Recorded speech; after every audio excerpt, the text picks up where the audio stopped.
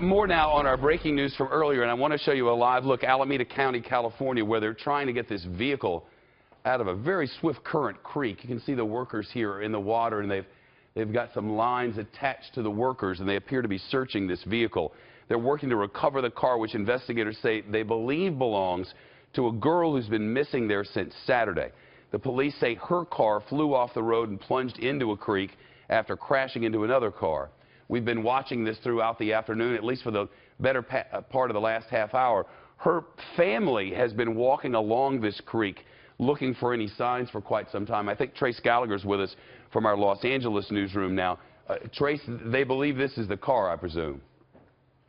They do believe this is the car, Shep, and they are hoping, the family that is, that this is not their daughter inside the car, because the only chance she has to survive is that she somehow got out when the car crashed on Saturday. What you're looking at right here is the divers getting as close to the car as we have seen them. And the reason this water is moving so fast, if you don't know, is we've had an immense amount of rain in southern and northern California over the past 4 or 5 days. It is a very tricky maneuver here because they could not find the car for a couple of days. It was completely submerged, and just this morning they saw the tires sticking out. So what they had to do is they called the Department of Water and Power, and they're in the process right now of trying to slow down both the Del Valle reservoir as well as the Calaveras County reservoir, and the idea is to get the water to slow down so they can go in there and they can look and they can find out if in fact there is somebody inside.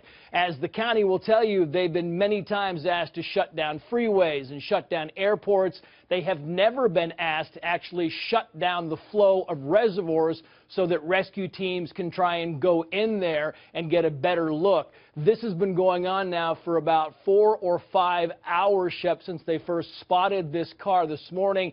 They're hoping to attach cables to it, and when they can get the water slowed down to a pace enough, the idea is they will just tow the car out. And again, the family on scene right now is hoping that their 18-year-old daughter is not inside. The car hit another car on Saturday, went over the ravine, and then disappeared. They've been using drones.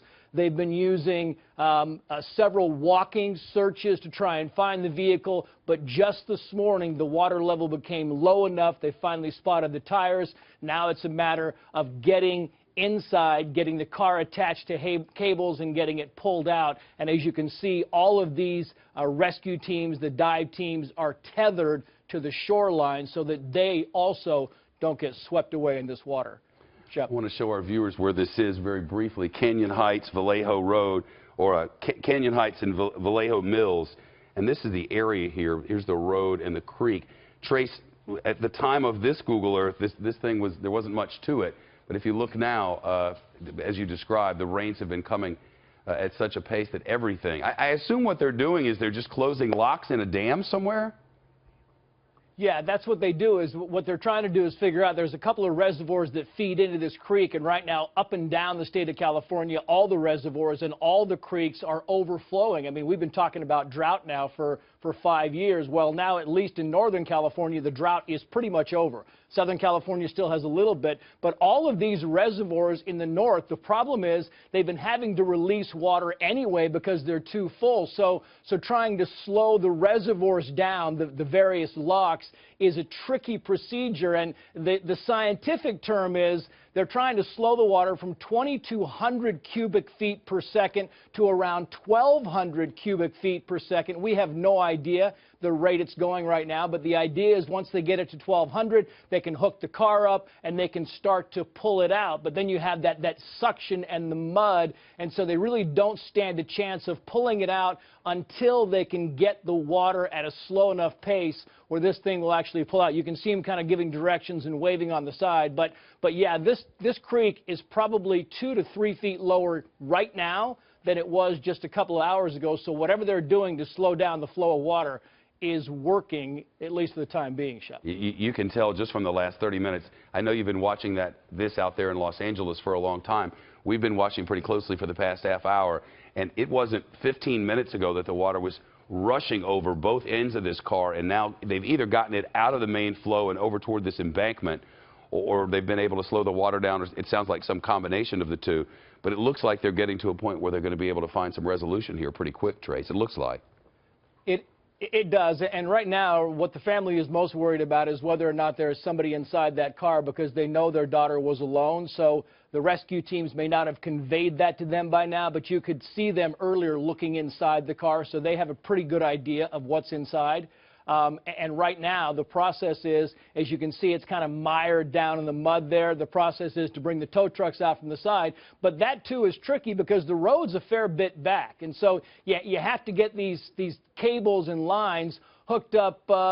It's hard to tell from this angle, but hooked up maybe 80 to 100 yards, so you can actually get some traction on these tow machines to have them pulled out. They'll use winches and so forth to lift it up, and then they'll pull it out directly. But right now, what they don't want to do is put one of these divers in danger by getting them in the water and then having them, as I should say, well, it doesn't look very dangerous because you've got the sides over there that look pretty dry, but about an hour ago, that water was still rushing at a very good pace, and it has slowed down dramatically to give these rescue teams kind of a chance to go in there and at least do some reconnaissance before they decide exactly how to handle this ship. I know they flew a drone over the area for a while yesterday, Trace, but couldn't get into the deep water because it was moving so fast.